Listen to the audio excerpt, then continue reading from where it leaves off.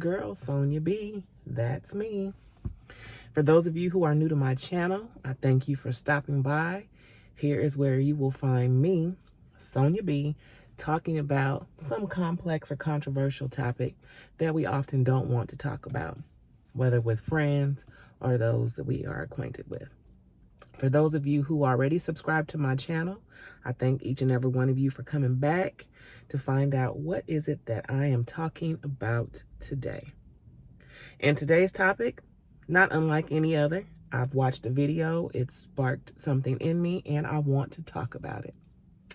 So today's topic, I am going to affectionately call toxic misogyny, because that's what I thought when I saw this video. And lo and behold, I have something to say about it. So let's see, what does your girl have to say today? Well, I am going with this topic today, and it may not be what you think it is, okay? So background on the video that I watched, and I will admit that I did not watch it in its totality because it upset me just a little bit. I'm a single Black woman, and I come from a Black family. And in this video, it was a Black man interviewing a young Black woman. His question to her, rather pointed, he asked, "Do you believe that Black women are stuck dating Black men because no one else wants them?" And I'll tell you why this upset me. It upset me in particular because most of the men in my family are married to or dating outside of our race. And while that does not bother me, because you love who you love, I started to wonder, for those in my family who are dating or married to someone other than the African American race, do you despise us as Black women? And does his question ring any truth? And it upset me, because then I felt like, well, as a Black woman, if I'm not wanted by a Black man, are you saying that I'm obsolete or I'm no good for anybody else? Or no one else would see the value in me as a Black woman? And thirdly, it upset me because are you saying that as a Black man, no one would ever value me as much as you, although I've been done wrong by Black men? That's where my place of frustration, that's where my frustration comes from, that place. The interviewer later went on to say that as a Black man, his problem with the Black woman is that she is not complicit with his dating style.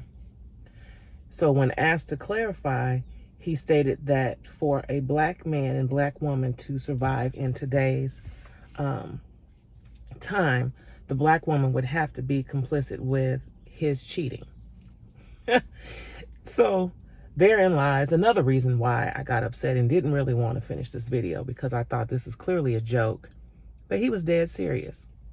So her response to that statement was, well, if the Black man is all that I'm left with, because no one else wants me, right?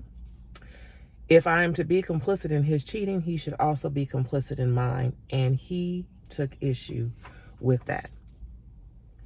What do you guys think about that statement? I mean, in all seriousness, if this is what it boils down to, in order for a Black man and Black woman to really succeed with one another, they have to be complicit with the other cheating. To me, if you subscribe to the lifestyle of polyamory, you just have a simple agreement and, it is what it is. But polyamory aside, we're talking about a monogamous relationship or not so monogamous. Is that really the state of dating today? There is no monogamy? That's a real legitimate question. I really want to know. What do you guys think about that? Leave your comment below, because I'm really curious. And while you're leaving your comment, I'm just going to wrap up with this thought. I know I should have probably watched the entire video, but like many things, we hear something we don't like hearing, and so we shut it off or we shut it out. And I did that. Besides, I was working, so there's that. But to you that are listening, whether you are black or not, to state to another woman or to a woman that, you know, she's stuck with something or someone because no one else will find value in her, but that said something or someone that you're stuck with doesn't find value in you, where does that leave you, women? Where does that leave you? And while I don't believe that, I am not subscribing to that method of thinking. And that black man that values me as a black woman, who will love, cherish, and embrace me in all my blackness, quirkiness, and all things in between. I don't think that you are sticking with me because you are all that I've got. Because just like you, we have choices, right? However, my choice is to embrace he that shares the same color as I. And just because we share the same color, we may not share the same thought process, and that's okay, because opposites attract, right?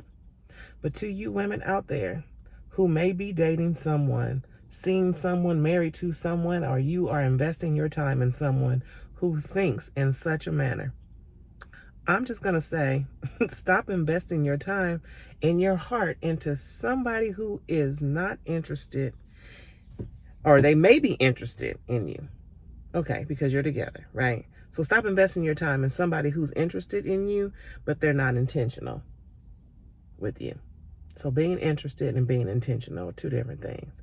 So if your intention is to just keep me hanging on because you think you're the only choice or option for me, let me go. But be intentional. You want somebody who's intentional. And they know you desire commitment, and they desire commitment with you as well. That's all I had to say. Because there are fools out there who are thinking otherwise. So-called undercover pimps. Oh, that's another video for another day. But I would like to know your thoughts. Leave them below in the comments. And again, I appreciate you for stopping on by Complex Convo with your girl, Sonia B. Until next time.